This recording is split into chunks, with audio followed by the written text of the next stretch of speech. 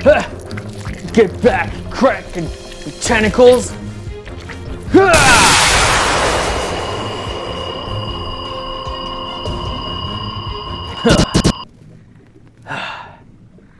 Yeah. Now I can become King of Atlantis. Does this feel like an Aquaman story to you? What's going on, and welcome to Joe's Geek Show, the video series where we talk comics and Superman Year 1, Book 2.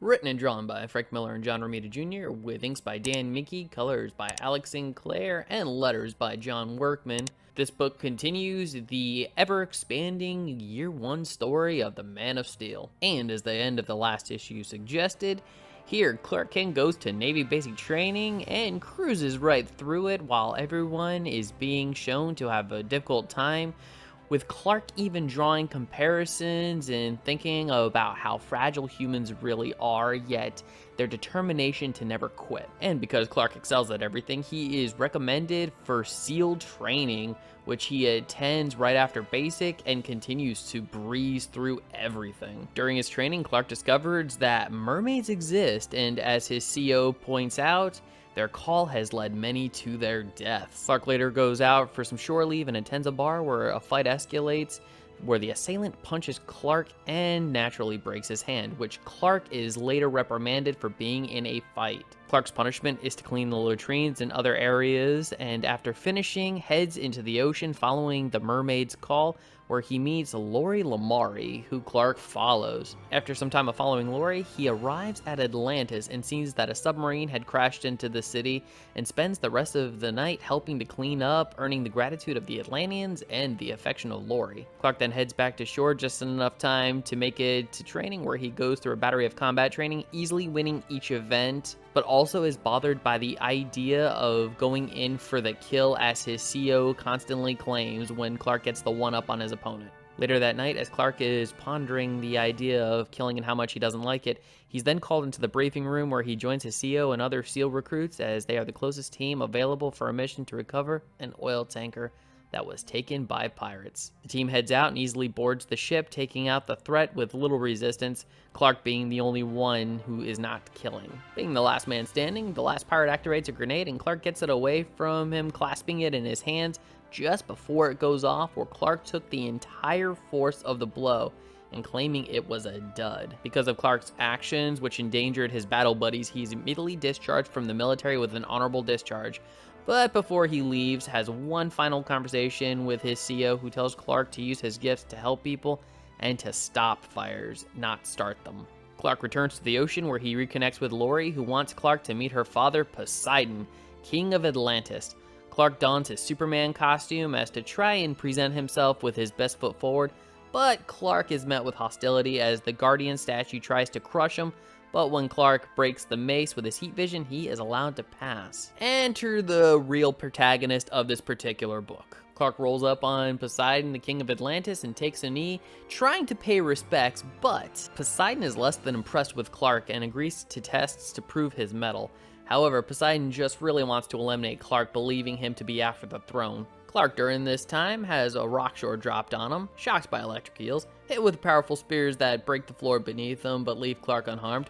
Poseidon then orders the Kraken to attack Clark, which swallows him whole after failing to break him physically. The Kraken returns to Poseidon, where he tells Lori that no one will have her except him, and that she will take her mother's place, only for the Kraken to vomit Clark up. Enraged, Poseidon unleashes an even bigger Kraken to crush Clark, but that too is ineffective, and Poseidon yields, leaving Atlantis with promises to return and reclaim his throne.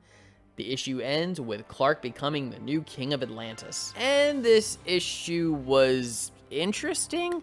I mean, I'll admit, I really do like the whole Atlantis side of things, but every single time he went into the ocean, learning to breathe underwater, getting to meet the Atlanteans, all I could keep thinking about was Aquaman. And even with Clark having a love interest in a mermaid, I'm sitting there thinking to myself, oh my god, wait, is it possible they might be trying to set up that Clark Kent, aka Superman, could be Aquaman's dad? Because it stands to reason that even though if Lori and Clark had kids, even that they could end up a little more mermaid-like, it also makes perfect sense that kids between the two could end up being biped humanoid underwater breathers, which are the more typical Atlantean people that we see in the Aquaman comics. I can also appreciate what they tried to set up with Clark going to basic training, where it's there in basic that he learns that killing isn't something he really wants to be a part of. But the logistics of Clark going to basic training, I'm just having trouble getting past that, because one, when you go to basic, you get shots, and even if maybe by some chance the Kents had set Clark up earlier in life with having maybe a penicillin allergy to where he would be exempt from shots, Clark's still running through faster than everybody, stronger than everybody, never breaking a sweat, never looking like he's having any difficulty whatsoever.